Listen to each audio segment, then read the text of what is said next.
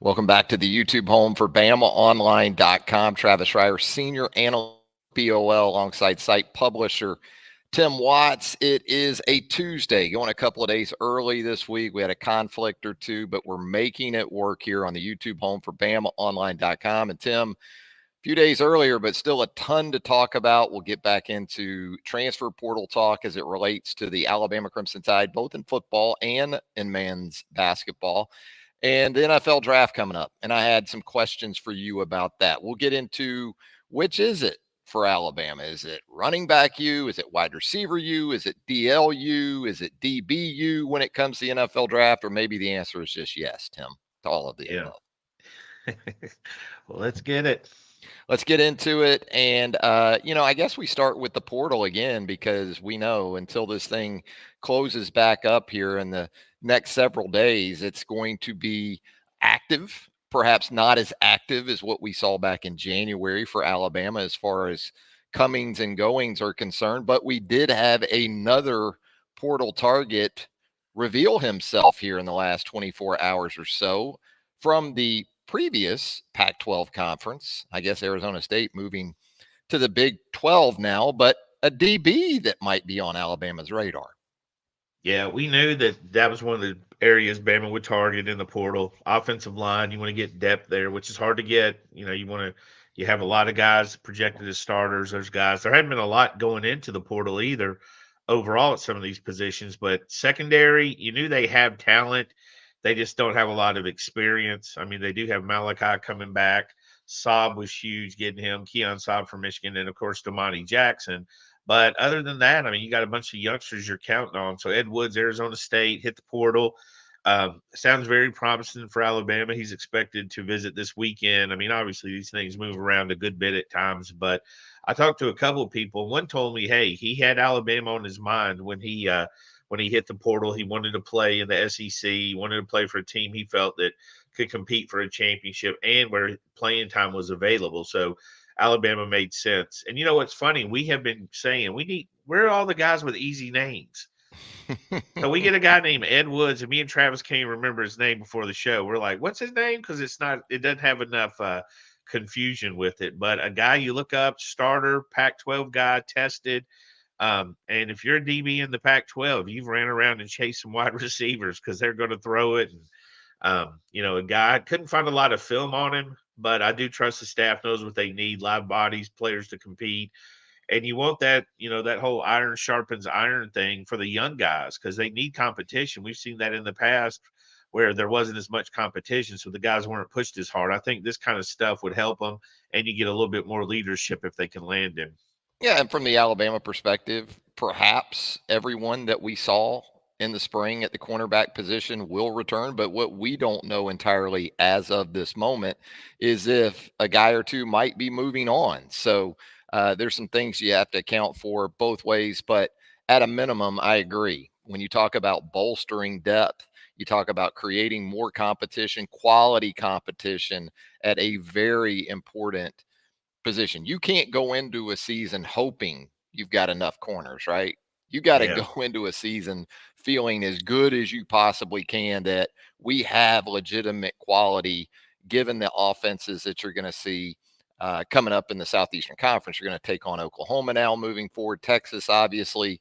So, more than ever, very, very important to have the depth you need at some of these positions of value. So, We've seen some of the young guys step up. Red Morgan, we've heard good things about Xavier. It's not like they don't feel they have talent there, but talent that just arrived on campus in January, still getting their feet wet, still learning. They do have, the whole fall practices to go to get ready for the season, but having someone who's been through it, having yeah. someone who's battled that can always you're never going to turn away a guy like that. Yeah, you almost need a bridge year from a guy or two, don't you? And that's where you don't necessarily need to go get a first or second year corner out of the portal because you feel good about all of these early enrollees and these first year guys that you're going to have on campus in 2024. But if you could bridge it somewhat between a vet, a fourth, fifth year guy, and two guys like Xavier Brown and Zay Mincy and Mbakwe. The talent's undeniable in terms of what's in the pipeline for the Alabama Crimson Tide. Same time, it's Alabama. You're competing for championships on a year in and year out basis. That standard's not going to change anytime soon. Yeah, and also you got to remember it takes a minute. Look how Terry and Arnold improved over the years. I mean, that's it. You know, there's that saying that became popular the last couple of years. You don't know what you don't know. Well, that's kind of what it is like not to be a defensive back. You don't know till you figure it out. Everything that all the intricate parts that go with defending somebody, figuring them out, studying, learning how to do all those little things. I mean, the strides Arnold made alone from early in his career to where he's at, it's kind of going to be the norm. So as good as they are, they're going to have some growing pains at the early stages. I don't know many who just come out and lock it down. You know? Yeah, revisionist history is something else, isn't it? Oh Because we yeah, tend to think that, boy, every one of these guys that came in as freshmen just jumped right on the field. They were all Minka Fitzpatrick, in other words. And that's the exception. Minka's still kind of yeah. that exception. Marlon Humphrey redshirted. People tend to forget about that. And I'd Draco say, Patrick, special teams. I mean, yeah, there's guys like yeah. I think you forget it because you criticized them. You know, you said they were overrated, and then they come back and were good. And that's why I think the memories people forget the early criticism to the end up. But it takes patience with the defensive back. I can't think of another position. I mean, you really are one of the boldest pitchers. Another one. You're really on an island. I mean, it's a team sport, but it doesn't feel like a team sport when you line up against a Randy Moss or a Julio Jones or a Big Ten. It doesn't feel like a team sport anymore. It No. feels like you're one on one trying to return a Pete Sampras serve or something to me. Yeah, survivor at its finest when you talk about those young guys. And, Minka, even as a true freshman in 2015, he was pretty much playing that star role. He wasn't moving all around the secondary just yet, but they were able to plug him into a specific role, a very important role, and he carried it out fairly nicely, I would say. So, Tim, we also want to talk some Alabama men's basketball as it relates to the portal, but as much as anything, just sort of if the season started today for Nate Oates' team, with what we know about this roster right now, and understanding still some things that can and maybe will change here moving forward. The portal as it relates to Alabama men's hoops, a big out there, certainly in Cliff Omoruyi of Rutgers. Some news coming out about him here in the last 24 hours or so and how he might impact that roster for the next season.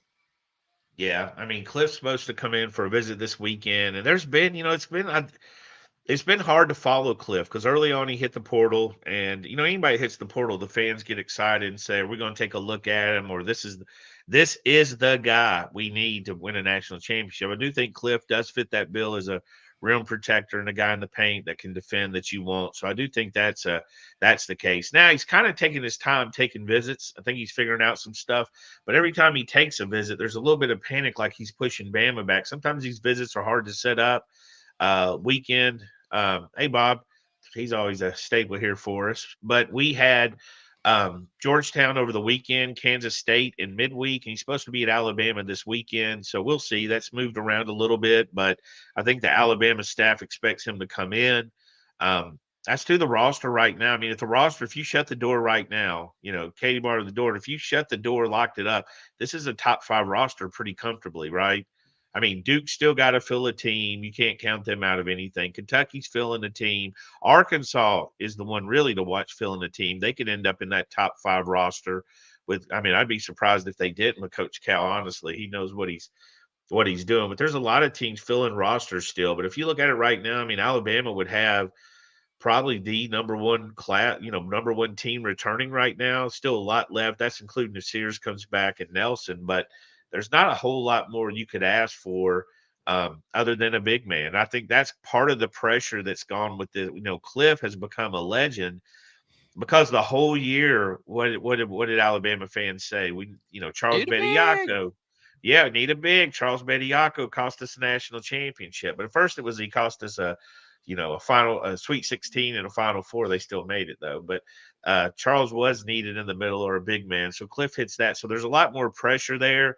I just, we discussed this on other shows. I just think the big man, if you imagine good quarterbacks being in the portal in January, December, that window, not now. How much would those guys demand on the NIL? I mean, they would demand a fortune. I think that's what you're running into with big men in college because there's just not that many quality big men because they're in the NBA. A lot of these guys, are in the NBA at this stage if they're that good. But you got guys with experience, guys who can hit that defensive point you need. So they're going to get pretty lucrative offers, I think. Yeah, quality big men aren't like the bottled water at Costco. They're not just sitting around, Yeah. on pallets waiting to be picked up by you But there. if you look at what they've done with the staff, like putting that staff together so quickly, I mean, you kind of move on to the next guy, which is human nature. But from Chris Youngblood, you go back to Houston Mallet, which we barely even talked about other than when it happened, because there's been so much. But that was a guy had 70+ schools reaching out, to lock that down so quick. Aiden Holloway locking that down so quick, and Chris Youngblood. I think you become spoiled to get them here and it's over. And that often is the hardest part, getting them there. But sometimes things have to, you have to line things up to get on these visits sometimes. Unknown Damone. I like the username, by the way, here. He's got jokes for you in the comments, Tim. He says, I always like to see how long it takes Tim to slurp something out of a 54-ounce mug. They got the clock on you. They got like a mug clock instead of a shot clock. I'm going to allow it. Unknown Damone. That's a legendary character he's named after from Fast Times at Pastimes. Ridgemont High. Yeah. You don't the kind of lovable, slimy guy. It's not that Yeah. big, but boy, I'm telling Yeah. you, these late night West Coast games, these early pods, Travis waking me up. I got the Lakers I know, going and man. I'm at got the the Bates Nuggets Motel going. still. Yeah, Travis trying to get walked. We're about to see a live stabbing in the back. Travis got Night at the no. museum. Yeah, so I'm trying to get that coffee going, trying to wake up, get a full day going. Yeah, Damone. He sold those. He could get you those Boy Easter cult tickets. That's a good You know, movie. Earth, There's Wind, a and little. Fire is what. Remember Now Hightower? nobody. The funny Hightower, thing one of those is, Earth, Wind, and Fire tickets. I like to show my kids like the old high school movies we watched when they were well into their 30s. Right? There was never none of those actors were even close to 16 to 18 years old. Now theirs are a little bit more adjusted, but ours were old. Ours were old. Emilio Estevez was 35 years old in the Breakfast Club detention. I don't even know how old Judd Nelson was, in his early 40s. They weren't even close Oh, to like teenagers. so we're gonna reset the Alabama men's basketball roster for you this morning. We're gonna talk some uh, transfer portal as it relates to Alabama football, and certainly we're gonna talk some NFL draft, Tim, as we get ready for Detroit Rock City coming up this weekend. Figures to be, I guess, somewhere between 7 and 9 Alabama players who have their names called throughout the course of the 7-round draft. We've talked about the over-under in the first round that we threw out there a couple months ago for Alabama. We set it at 3.5. The wild card with that seemed to be, or continues to be, perhaps Kool-Aid McKinstry. The feedback has gotten better and better, it seems like, with Kool-Aid as we've moved through the draft process, going from the foot injury at the combine to turning in certainly an acceptable 40 time, I would say, at Alabama's pro day. So assuming Kool-Aid does go in round one, we could see Alabama with at least 4 more first round picks, which kind of got me to thinking, you think about these last 16 drafts or so, especially of the Nick Saban era, but even before that. And when I say Alabama football in the NFL draft, Tim, and I'd say, is it quarterback you? Is it running back you? Is it offensive line you? Defensive line you? Wide receiver you? Linebacker you? DB you? Where do you tend to shift your attention first and foremost? It kind of feels like it's shifting. It was more diverse than I ever remember. It used to feel really heavy with the defense, but now I think it was pretty spread out. I mean, if you include guys like Jameer Gibbs, I mean, running back certainly been on the table the last decade. I think you look at wide receiver, that's certainly on the table. Quarterback seemingly was on the table. I mean, still depends on what Mac Jones does, but I kind of still lean a little bit to defensive back. I Yeah. still think the secondary. I still think those guys have made the most. I mean, Minka's going to lock it down. I mean, I don't know if we'd rank the best players from Alabama in the NFL right now. Is Minka number one? I mean, he's pretty far up there, right? So, I mean, He's up there. I always go there. Him and Pat Surtain, I think, are Pro Bowl type guys. So I still lean a little bit DBU. Had a lot of guys drafted. I remember You've had the guys that maybe weren't even drafted or drafted late, like Levi Wallace, who have mhm. stuck in the league at corner, right? What about what was the guy's name? The one that was played for the Cardinals who walked on at Bama. You and I broke that story one summer. Rashad Johnson. Dude, we broke that story like the most random time in history. I He was remember. a I don't. running back initially at Alabama, then shifted to That was just safety. out of the blue. That was just a Yeah, late addition to the class out of the blue. really Had a good really NFL good career. player. Had a really good career. You go back, it's been strong in the secondary, in my opinion. And I mean, we've had so many waves of the Saban era. I remember the Bama; they were all Bama busts. Remember?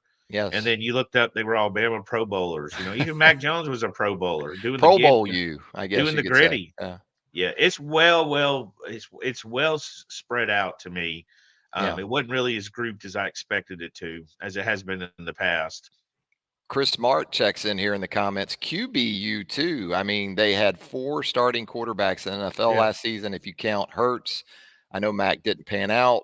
Well, he hasn't as of yet. But Bryce will yeah, break out, and Tua will be top 3 quarterbacks can't this argue coming with up. that. Top 3 for Tua in the Oh, NFL. I don't know Ooh, about that. That's a tough one. He could be. I mean, that could be top offense is 10 maybe. lethal. Yeah, Yeah, I mean, yeah. I'd give him maybe top five. I mean, Mahomes locks one Ooh. down, Lamar locks one down. Um, I mean, Yeah, and I who am I guess, missing?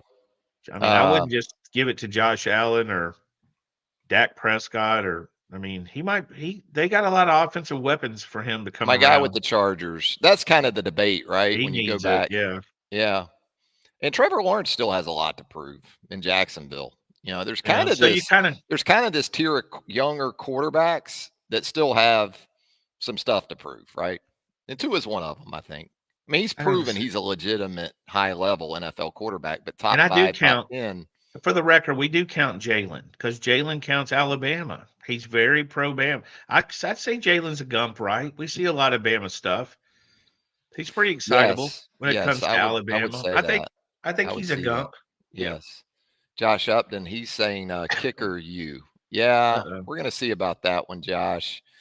Still waiting on that one. Perhaps Will Reichard is going to establish that as we move Yeah. forward. But yeah, when you think about quarterbacks and you go back in history to Bart Starr, right? Yeah. I mean, Yeah. a couple of Super Bowl MVPs, I believe, for the late great Bart Starr. Joe Namath, Super Bowl 3. That's synonymous with NFL history, calling his shot against the Baltimore Colts down in Miami. Um, Kenny Stabler, and then Oh there man, was the sort of snake. that dearth. There was that gap. It was a pretty Richard Todd you could talk about, but there was a Jeff pretty big Rutledge. gap. Jeff Jeff Rutledge is Rutledge, another one. Yeah. the career goal when you talk about backup quarterbacks, guy was around 15, 20 years, just kept clocking checks. So Yeah. quarterback is not just a Johnny come lately situation either. What about running backs? We'll kind of move through some of these. And you said it. You start with the Saban era, obviously, but you think about Derrick Henry, you think about Mark Ingram, couple of Heisman Trophy winners, but Eddie Lacy for 2 or 3 years had a Yeah. great stretch, in Green Bay. And then you get into some of these more recent guys like you talked about, Jameer Gibbs and some other guys. Yeah. I mean, Brian Robinson, he's a guy that I think still has a chance, and kind of a slowed down career. Didn't really get off until later in his career at Alabama. Good pick. Got shot. Came back in the same season after getting shot when he was carjacked. So he's a guy I still think that can do some things in the league, and I still think a guy like Gibbs is going to be an NFL guy. I still think he's going to be somebody that's going to Big make a time. team and make a roster. And again, it's obviously a big if, but if he stays healthy, if he gets all those injuries behind him, yeah, he's good. And yeah, Eddie Lace, we don't talk about him at all, but I think he was a Pro Bowler, wasn't he? I mean, I feel like that he Yeah. I was. mean, he had like I said, a 3 or 4 year stretch in Green He had Bay like where, he had yeah, almost 2,500 yards his first two yeah, years. I mean, that's the thing about the NFL. His first 3 years, he probably had close to 3,000 yards, and then just fell off. And that's the thing about running backs in the NFL, man. They are here. Remember, Sean Alexander was the MVP, then gone. Hmm. That's how the running backs just disappear. I mean, what's our dude, Le'Veon Bell? I mean, are you serious? Dude took a year off to hang out at the beach, and we never heard from him again. No, So yeah, Le'Veon left Eddie, some money on the table. boy, Um, that's you that's know, why go ahead. that's why, like you said, a lot of times with Alabama guys, uh, the the the anti-Alabama establishment, they tend to focus more on Trent Richardson and situations like that didn't pan out in the National Football League. But there are also some guys that are in that what could have been sort of territory. And Bobby Humphrey, if you go back to the Yeah, late that's a 80s into the 90s with the Broncos playing with John Elway, and the potential he had. Bo Scarborough, if you think about the injuries and how they impacted him, those are some of the guys too that could have very well busted out at the next level. well, even Trent hit almost 1,000. He had over a Yeah. 1,000 total yards his rookie year. I don't know what really happened there. I mean, things obviously changed. I don't even think his second year when he was traded was that bad. I feel like he had a decent amount of stats. I remember his rookie year was a pretty good rookie year. Close to 1,000 yards rushing, had some receiving and all. But yeah, you tend to. I don't know any school that doesn't have a. You name a school, I can tell you a guy that didn't live up to his draft billing. And the higher they go, the more profile it is. But I would say overall, I think that the one position that's avoided Alabama, I think really has been the tight end position. Yes. Just haven't really seen a guy that Damian Harris, good call, Christian. You just haven't seen a tight end really break out. And I really had high hopes for Irv Smith. I thought Irv would be that guy. I thought he would be that new kind of like H back NFL guy, slipping out of the Hmm. backfield, hard to guard, can outrun a linebacker. Um, yeah, these are good. These are These good are good. posts. Yeah, Kenyon Yeldon, AJ Drake, TJ Yeldon. Yeah, Yeldon. There are a lot of backs, man. yeah, yeah. There's a A lot lot of going on. A backs. lot of good names out there. And you said it with tight end as an extension of that. Wide receiver of late certainly has been very Yeah, good for Smitty. Alabama.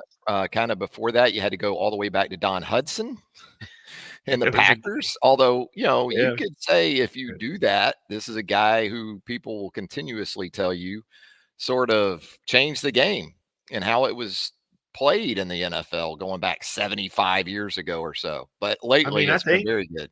there was a gap where Ozzie Newsome, you had to cheat. You had to cheat him into the wide receiver position to be have a good Bama wide receiver. But we should mention him obviously with the tight ends. I know it's dated, but pretty damn good tight end It in his was a own good right. Alabama tight end, played a long time in the NFL, and I'm showing my age here. Howard Cross Yeah, he with the was. How about Giants. Michael? That reminds me. What about Michael Williams? He Yeah, got some Michael run. was okay. Yeah, He they got some. Well, tried to move him to cons- tackle, didn't they, with the yeah, yeah. The Basically, Lions? considering we didn't really expect any of that, and played a few years in the NFL, so Yeah, and I would so say the the NFL has been good to Alabama overall. offensive line, boy, Dwight Stevenson at center, Yeah. John Hanna, arguably the greatest interior lineman to ever play the game, mostly back in the 70s, obviously. But then you got into the Saban era. And even before that, a little bit, I guess you give Shula some credit for Andre Smith. You get into these tackles, specifically Cam Robinson, Jonah Williams. And Leatherwood was a high pick, didn't work out, but certainly a lot of guys at that position. Evan Neal, we're kind of waiting on a little bit here still. JC Latham is going to be a first round tackle on Thursday night. Oh yeah. I mean, Alabama, I think if you look at the big, the high risk, high reward, offensive line's probably been the one the most where you've had guys like you said that hit at a high level. We've seen guys at a high level out of football pretty quickly. I mean, Leatherwood, the Raiders were kind of a little dysfunctional. It didn't work out at tackle. Moved him inside. I remember the year they moved him inside. He had a terrific year, was really good, especially on the run. And then we haven't really heard from him again. But again, the NFL we've watched it so long, it's so tricky. I mean, that's a lot of money. And these were all before the NIL. So a lot of them are getting their first taste of really tax deductible money. And it changes, you think it makes you hungrier, and it does. It makes some people that get a million, they want 2 million, but some people get a million going, I'm good. I'm Yeah. good. I never expected to have this, so I'm good to live there. But yeah, I got high hopes for JC Latham too. I think his versatility really helps him. I think he's a guy that's moved around enough, and I think he's definitely right between the ears. We got to mention Andre Smith. Yeah, we Andre did. with quite the career, quite the career, and did it his way. Never went to boot camp. Just went out there and grinded. Still the best high school football film of an offensive lineman I've ever seen. Just absolutely dominant, athletic monster. Borderline Just criminal in some of yeah, it those was like clips. yeah, Yeah. I could have went to every one of his games. They were so fun to watch. And we've got some other good ones too that are being brought up in the comments with Christian mentioning some interior guys like Bradley Bozeman, Ryan Kelly, Heck of a Landon career. Dickerson. Uh, it kind of just goes on and on and on. Ricky Smith here says Alabama's had some great tackles, but I think Coach Joe Pendry was Alabama's best O line coach. A lot of Stout, pretty good. yeah, Um, Scout's good. A lot of people love Pendry, old school Pendry, but Pendry is um, definitely the consigliere. If this were the Godfather and Godfather 2, he's I had a Tom I had a to talk with Nick him. Saban's Michael. I used to hear from him about once a year. He wasn't on the road a lot, but we'd talk recruiting or just talk football really. And we were talking, and he said Lawrence like three times, and it hit me. He was talking about LT Lawrence Taylor when he co- when he coached him, and then he mentioned Christian. What's the Nigerian Nightmare's name? The running back. Okoye, He Christian mentioned him. He Okoye. coached him, so he was saying, me, I love this. I love these old school stories. They're my favorite. So when he said Lawrence though, and I was like, Lawrence, who is he talking about? Then he eventually said the Giants, and I was like, this man is talking about LT The Lawrence. Lawrence Yeah. Taylor. And then Crit called him Christian, and I said, hey, Christian Okoye, and he said yes. I was like, oh man, He's seen a what few things. what a Oh, conversation. defensive line, DLU. I mean, Deron Yeah, Payne, Quinnen. You got guys like Raquan Davis. I know I'm missing Jonathan Allen. Uh, Deshaun Robinson's put together a little bit of a Ashawn career. Robinson. Mathis put Yeah. together a good little Yeah. career. Yeah. Even Deshaun Han, if you count him as a DL, Absolutely. he's hung Yeah. around. And then there's guys like Damian Square from earlier in the Saban era. You go back to you go old school with the like Marty Lyons and some of those Yeah. guys from the Bryant era. That's pretty impressive list as well when you start thinking about the defensive line. We've heard, yeah, Isaiah Buggs is another guy who's bounced around, kind of A lot of Damian those guys Square like. stuck. Yeah, a lot of those guys from that Saban era, they might not have went as high as you expected, but they stuck in the NFL for a long time. They You did. know why? Because it's hard to find live bodies that'll go in there and fist fight the offensive lineman constantly and stay. They've had, knock on wood, they've stayed relatively healthy. Yeah, Marcel Marcel, yeah. Darius for sure. We're getting some good feedback here. Little Wallace Gilberry right there There's for you. I another. like it, There's Breezy. another. There's another crazy recruitment. We could Middle do of like the a 3-hour show just running down all these guys at just about every yeah. position. Now, linebacker's interesting, I guess, because it kind of depends on who you include in that mix. When I say that, I'm talking about outside linebackers, inside linebackers, edge. To me, Derek Thomas is a linebacker. I know Yeah, he that's was up. pretty much a Yeah. pass rusher in the NFL, but at Alabama, he kind of just moved around, moved all over the place, made plays. Cornelius Bennett, Leroy Jordan, and then you get into more of the more recent era with guys like Dante and Rolando and CJ. I guess right now we're kind of waiting on those next guys at the linebacker position, but it's still been a hell of a run. I mean, when it comes to what might have been guys, is Rolando not the biggest one? I mean, I thought that like a perfect, like literally built in a lab linebacker for the NFL could have covered these tight ends.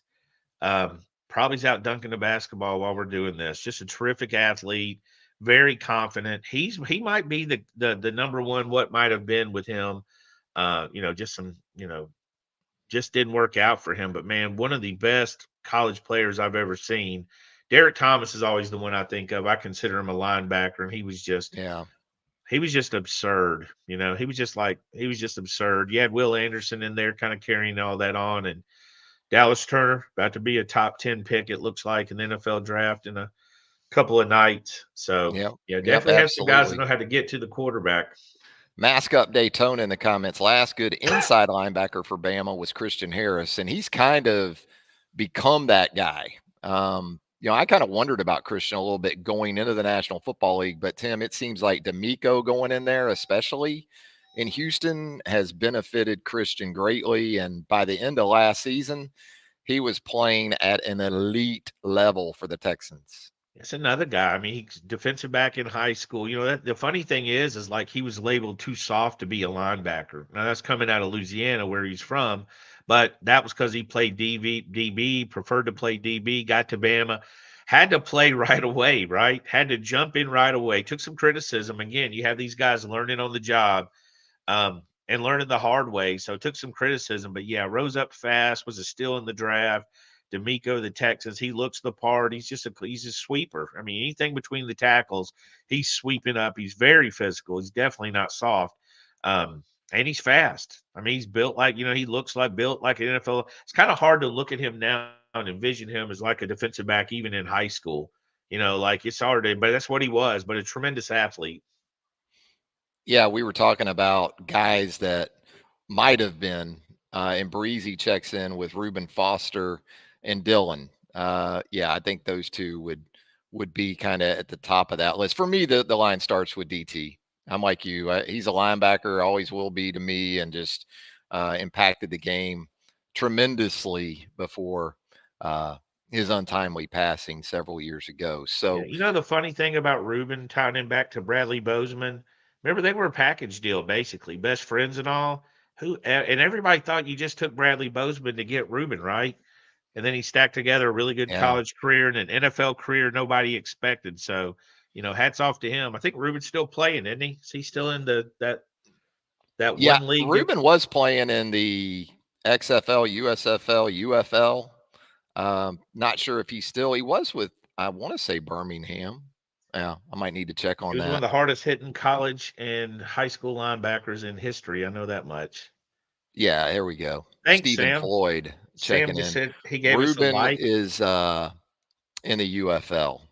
Absolutely. We would like to remind you, if you haven't already, subscribe to our YouTube channel here for BamaOnline.com. Hit that like button if you wouldn't mind as well. Turn on those notifications. You'll get all of our YouTube content as it drops. Timothy here. Yeah, you know what? At running back, Sean Alexander was pretty good too. I mean, Yeah. that's what we're talking about here.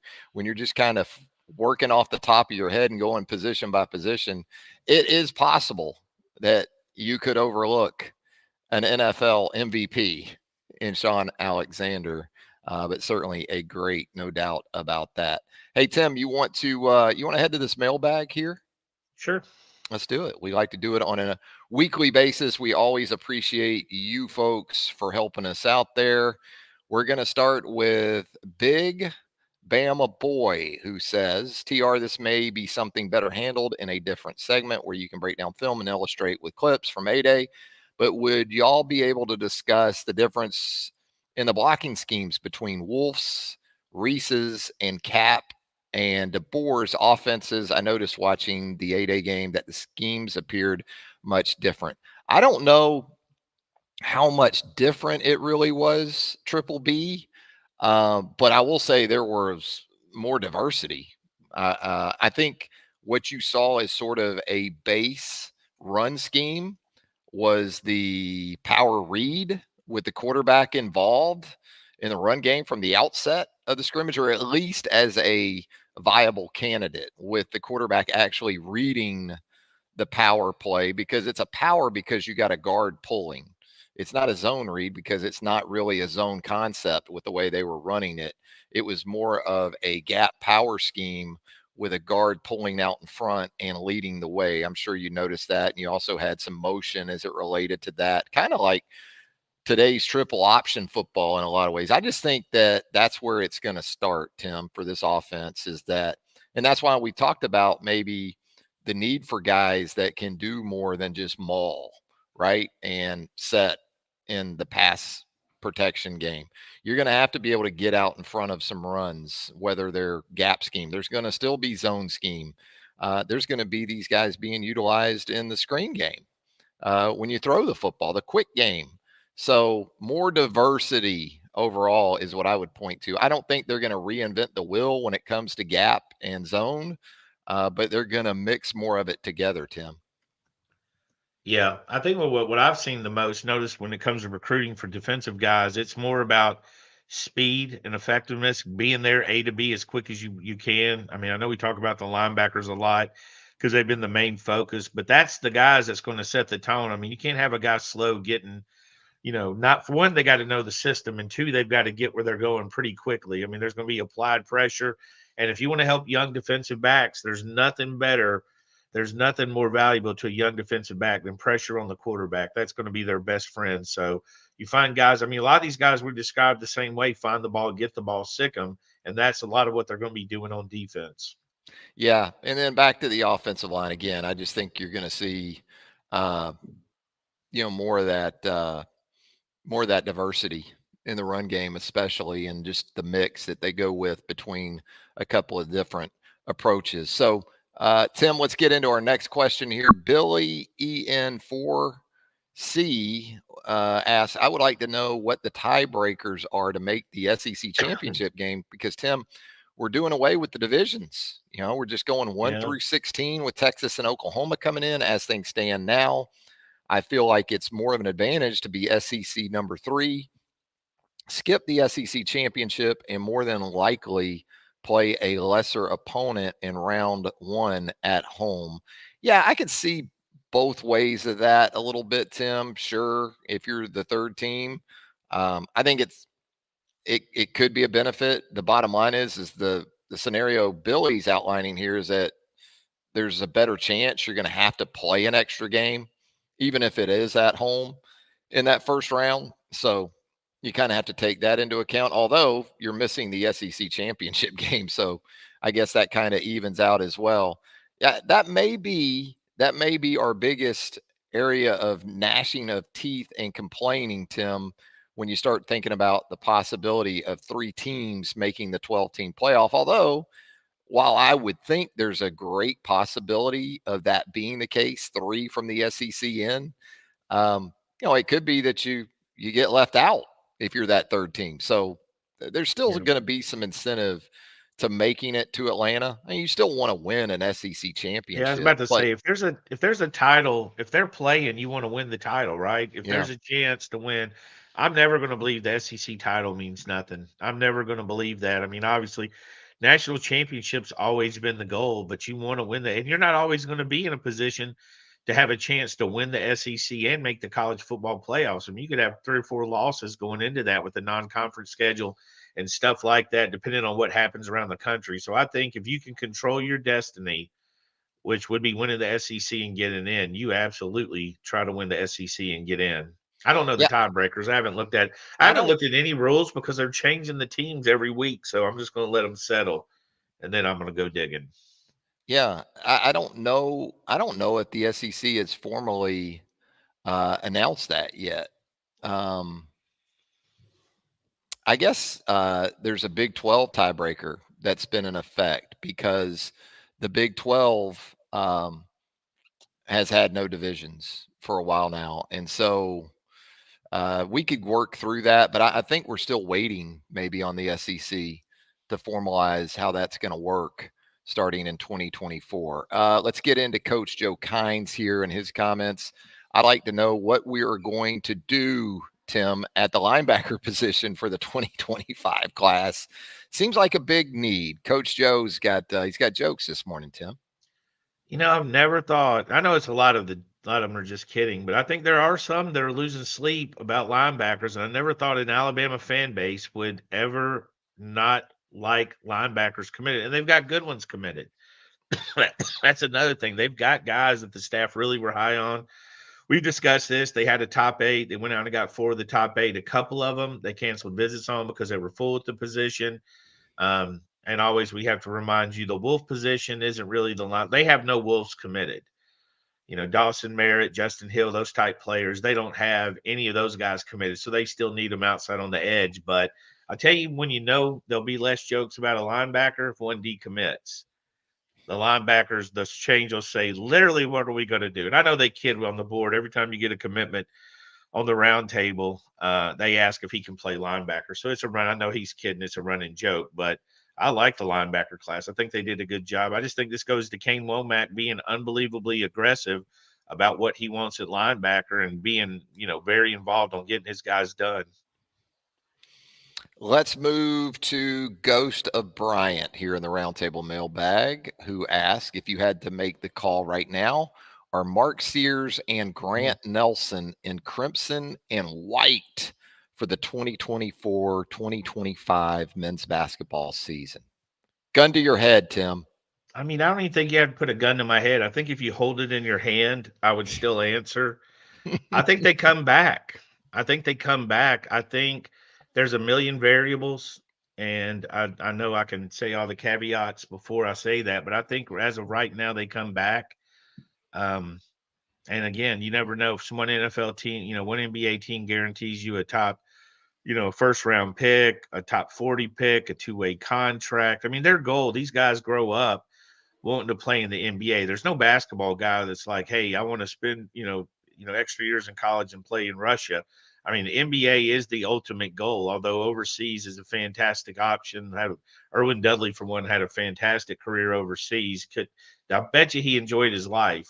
Retno Basahan, I think, is still playing over there. That's what I'm saying. You get over Yeah. there, you're treated like a king. Those games are, very serious. But I think they come back, but again, it takes one team to give them the right word. But I think if all things are equal, they both do come back. Mask up in Daytona, going back to the linebackers, he still wants your See, guy. that's my guy. Mascot wants more linebackers. This is what Yeah. I'm saying. It's that energy. Now I know he knows what I know, and Ty Jackson's an absolute monster. Yeah. Yeah, he's up there. I mean, the thing about Ty Jackson's film that I love is like he's not a big monster guy, but dude, he hits you. I mean, it is literally like a sledgehammer. I mean, you're running into a wall with that Joker. Very physical, very violent. Speaking of Ty Jackson, Tim, this seems pretty timely. Tide has Shira here in the mailbag. Favorite recruits this cycle for you guys don't have to be Alabama targets. I know Ty's up there for you. I know a couple of lineman types that I think are up there for you as well. Yeah, I love Sharma, love Jackson Lloyd, love their film, what they bring to the table. But I think Latzir Brooks is the Yeah. leader in the clubhouse. I've watched his highlight tapes, an excessive amount. Look for his stuff on social, the things he does. Just one of the most exciting players in the class. But when it comes to big guys, yeah, I think to talk about the big guys because that's not really positions they've hit on just yet. But also, again, when this Washington staff came here, the four guys that we heard mentioned right out of the gate were Jackson Lloyd, offensive lineman, Josiah Sharman, defensive lineman, Abdul Sanders, linebacker, who's committed, and Dijon Lee, who was here for an unofficial visit last week. All really good players. And for me, I didn't really know who they were. I mean, I knew who Dijon Lee was, but the other three I hadn't really dug in. One to this class and two to the West Coast guys. So seeing them was pretty impressed, and it gave me a positive feeling that this Washington State staff knows how to recruit, and even more importantly, knows how to evaluate. I like Derek Smith. I like Latsier Yeah, Brooks. I'm with you. I like yeah, the Derek, playmakers. yeah, Give me yeah. the explosiveness, the Yeah, twitch. Derek's a good one. Those are Yeah, my guys. Derek's And I'm a big man guy. I love the offensive and defensive linemen. Don't get me wrong. I understand that, but yes, there is some dynamic guys already in this 2025 commitment list for Alabama. Slipping Jimmy here in the roundtable mailbag. Getting into my wheelhouse with this one, Tim. Why is it so hard to evaluate high school kickers? It seems like it would be the easiest position to avoid signing bust, but we've had quite a few top kickers bust over the years. AJ Diaz, man, my guy went back to AJ Diaz in the Dubose era. Matt McLaughlin, Cade Foster, Talty. I said this yesterday. I'm not ready to go there with Talty and slipping notes here to be determined. Griffith was fine, but didn't live up to the number one kicker in the country billing. Reichard is the outlier. Obviously, I'll say this one reason why it is so difficult to evaluate high school kickers is because how many of these coaches kicked in high school or kicked at all that had that type of experience, Tim, with kicking? That's that's what makes it tough. I mean, I know Nick Saban always made the golf analogy, which is sensible. I think there's some parallels that certainly can be drawn between golf and kicking a football, but If you've done it, you kind of know it when you see it. And look, some of these kids, they come through the camps. Alabama has a specialist camp every June. I've seen Eddie Pinheiro years ago at Alabama's kicking camp, making them from 65 right in front of Nick Saban. Now, Pinheiro's in the NFL. Pinheiro was committed to Alabama. Pinheiro ended up at Florida. So that was an evaluation that Alabama actually hit. Sometimes it's the ones you don't get, Tim, that are great evaluations that you just don't end up with, too. Yeah, I don't know. I don't know how you judge them. I mean, I thought Sebastian Janikowski is going to be good. The His film is Polish powder keg. that guy Yeah. was drinking potato beer on the sideline and kicking the ball from the other side of the 50 the first tape. I thought it was Unreal, man. I thought it Yeah. was a fake one. So we knew him. And like I said, I don't know why they hit. But again, you go to the NFL and all these guys, you look at the kickers, they're not all coming from Bama, Georgia, USC, Texas, Ohio State, Michigan. These guys come from all over. So I don't know. But I do think that the smaller schools probably are more willing to give a scholarship to a good kicker. For a long time, the bigger schools walk on and earn it because of the bus thing. So now you're seeing guys who went to smaller schools. You're seeing it with Alabama, with Graham Nicholson, who went to Miami, Ohio, won the Groza. Now they're able to transfer to the bigger schools. So I do think the resume, when you look at the schools that are going to graduate or finish at, will get better because teams need them. But I also think the smaller schools will dig in a little bit more because, I mean, if you are a smaller school, winning your conference could come down to straight field goal kicking. That might be your best offensive weapon. It used to be with kickers, to me, what made them hard to evaluate was that a lot of them would use the block or the tee that you can Yeah. use on field goals. And obviously in college since about 89 or so, I remember that because Philip Doyle, right in kind of the middle of his time as the kicker at Alabama, he had to adapt to the tee for field goals to going kicking off the ground, which they've been doing, as I said, for 30 plus years You now, know where I 35 think it years or got so. I tell you where I think it got out of hand is when they quit just running straight forward to kick the ball.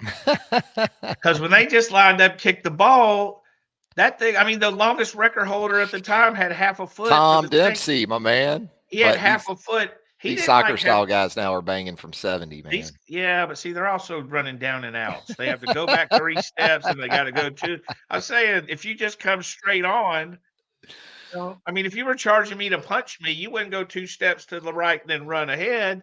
You would just Oh, straight. man. I think you go back to the old school, you know. Yeah. Well, I'm ready for it. I'm down for it. I'm ready for the straight on guy to come back. I think that would be I'm just awesome saying, you look at with those the old special guys. shoe. Remember the shoe that they would wear back in the day, too? Yes, I remember the think it guy was that illegal in changed the his NFL, shoe? but yeah, There in used to be guys college that had to change their shoe when they kicked off. you could tie up the toe, That's and what I'm just saying. You pop turned it. it into a club, Yeah, literally. weapon.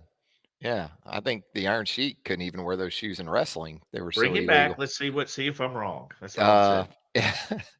MTAQ here in the mailbag.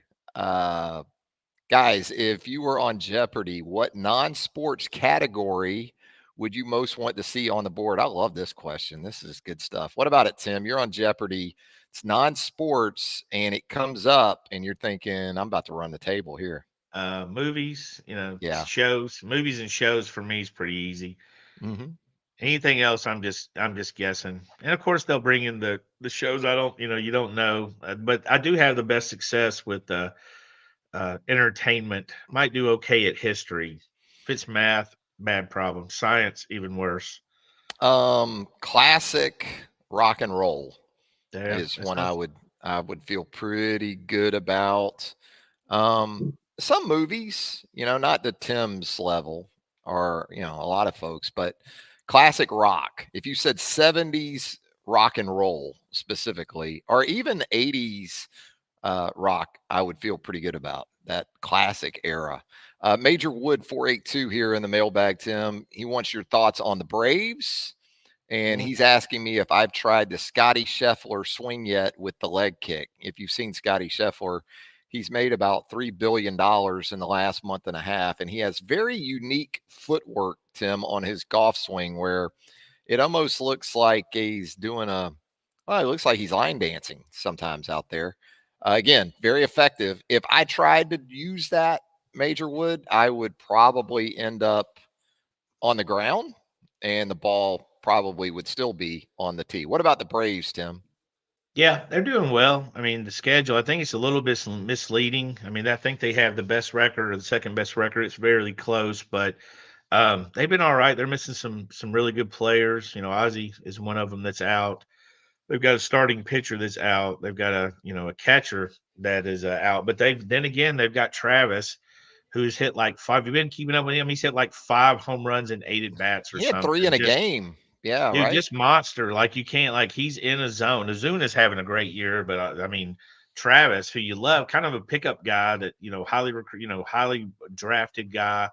But I will say the Braves are doing well, but they packed it on pretty early. They played the White Sox a couple of times. They played 2 series.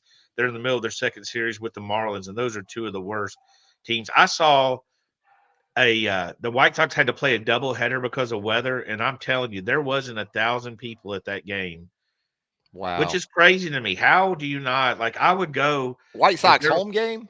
Yes, I believe it. doubleheader. Yeah. Went But to I a White just Sox saying, there's home game last summer. I enjoyed it because you could sit pretty much anywhere you want, and it's the hardcores. At the yeah, Cubs games, it's the tourists like us. yeah, But at the White absolutely. Sox games, it's the No, real ones. And it's there's the not fight many, your though. way. Yeah, they're blood in, blood out if you're at that White Sox game, especially right now. There's no joke. But I wouldn't care. I mean, if there was a Birmingham professional team, they're playing professional players. Yeah, they So even couldn't if you fill don't Rickwood Field at the White no, Sox it right was now. it was so empty, it was absurd. I thought it was a joke, and then I did a little searching, Maybe the and it best apparently was real. ballpark food I've had, too, by the way, believe it or not, Really? I is still at haven't the had a White better Sox Park. Yeah. I still have and it's not the same now, but Baltimore, the food was good, everything was good. Um, I had a Dodger dog Sunday at Dodger Stadium, and yeah, you had a fantastic view. That's still on my bucket right list. But yeah, behind home plate, first row on that third level, sat down and Otani hits a bomb to right. I mean, beautiful video. just Yeah, sat down and he goes deep. Right fielder never moves. And yeah, that was Dodger Stadium's pretty cool. I yeah, enjoyed that. And you feel the tradition there with the Dodgers and kind of like Alabama, college football, Yankees, Dodgers. I mean, sure. Oh that's who yeah, you're gonna think about. absolutely. Brand Zen Miller here in the mailbag, Tim. There's been some talk. We're going back to Grant Nelson and Mark Sears now. There's been some talk of Nelson coming back. Any credence to that beside message board talk? Similar things have been said about Sears, but haven't seen as much as I have for Nelson. Now, when you think about those two guys, and again, we just kind of hit on them. The big thing for me is that neither one of them is in the portal, right? Yeah, that That's would the be a big thing. kicker. If they're Yeah. talking about the draft process but maintaining their eligibility, to me, that's great news if you're Alabama. Yeah, I mean, that's what you want. You want them at Alabama or in the NBA, right? I mean, that's if you're a Exactly. fan, that's what you want. Um, Grant's been pretty quiet. I don't know if that was, if that's by design or if he's figuring things out, but I think there's some credibility to them possibly coming back. Now, this isn't like the discussion on Terry and Arnold, where Terry and Arnold was a guy that we knew could very well end up in the first round of the draft. What feedback he would get. Mark's probably not getting that same type level of feedback. I think teams like him because you can shoot. And I mean, I still think that Mark doesn't have a great comparison in the NBA. I know people say Jalen Brunson, but it's not the same game right now. He could still improve his point guard skills. Grant could still get strong. I mean, Grant, and playoff Grant, tournament Grant, that's a monster. I mean, that's the kind of things that you could look for. Again, there's so many variables. Nobody expected Charles Bediako to not be on that team last year, especially the Alabama staff, the feedback and everything else, and he ended up leaving. So you never can say anything definite until the players speak. But I think they're handling it the right way. I would go through the draft process if I was them and I could.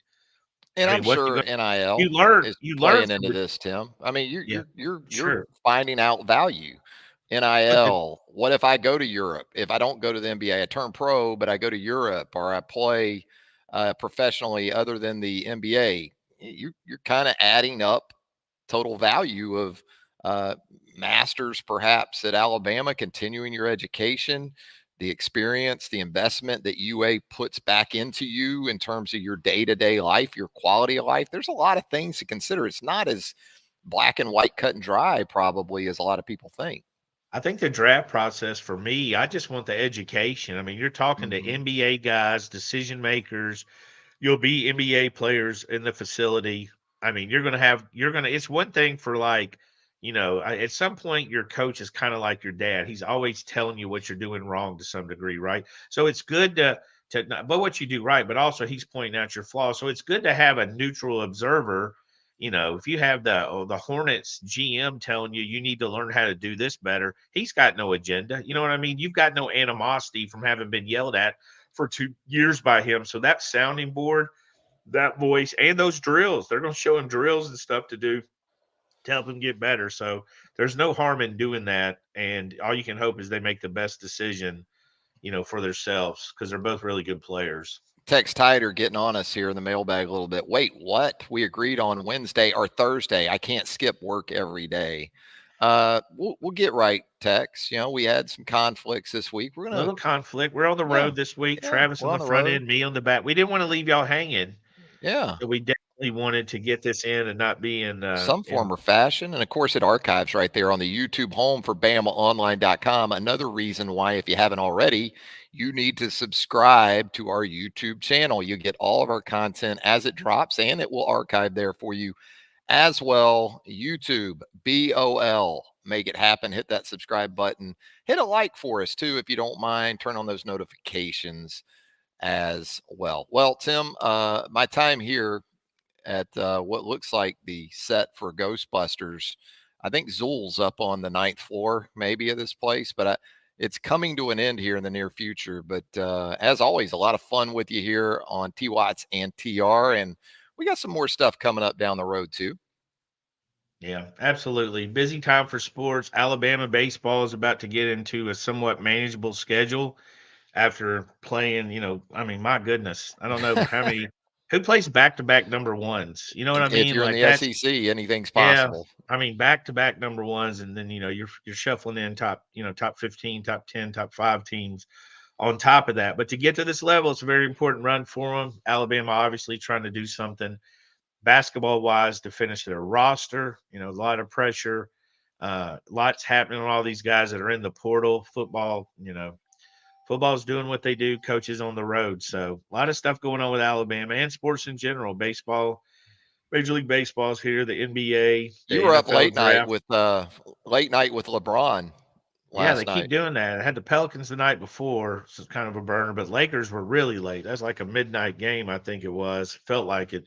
And it was a good game. It wasn't one of those. The thing that's killing me with the NBA is if they'd flipped the games, I wouldn't be up all night because the first game sucks every day. It seems like. I Well, mean, the it's first usually an game, Eastern Conference game, right? Eastern Conference yes, game early. You got to wait for flip those them. Western Conference games. Yeah, but they're actually good. I mean, flip these over. Orlando and Cavaliers were a snooze fest, but um, yeah, I'm enjoying it. I like the basketball. We're going to have so much more transfer portal stuff too, right to the bitter end with us at BamaOnline.com. Tim Watts, Andrew Bone, Joseph Hastings, Charlie Potter, Clint Lamb, Jimmy Stein. You need to hang out right there on the roundtable, our premium message board at Bama Online. We always appreciate the comments here. Thank you, Sam. Sam checking in as we check out. Appreciate all of the input, both here and on the roundtable. Roundtable mailbag never fails to deliver, Tim. Always a It lot has of good stuff in there. taken on a life of its own. It really has. We love Yeah, it. Take over the show. We're good with it. If you want to do that, we got no we're here. problem. Yes, absolutely. You give us something to It's your talk about. show. This is y'all show. Make it happen for us. But Ricky as well. No, my man, you are tops. We appreciate that very much. So, Tim, look forward to doing this again next week. Again, we're going to be shooting for Thursdays, but wanted to get you a show this week with the two of us. And so we made it happen a little bit earlier in the week, but more of your regularly scheduled programming coming Text up. Tide, set your schedule for Thursday. Set your Right. Thursday alarm. We'll be back. Normal, You know what? normal And programming. we don't want to hear excuses. we're not big excuse guys. You just do what you got to do, Tex. You got to make it happen, right? Tell But your boss you're the boss. Don't do that, Text. I'm just kidding. Don't listen to me, Tex. I have a problem with oh, authority. so for Tim Watts, Travis Schreier, thanking you guys again for joining us right here on the YouTube home for BamaOnline.com. And until next time, so long, everybody.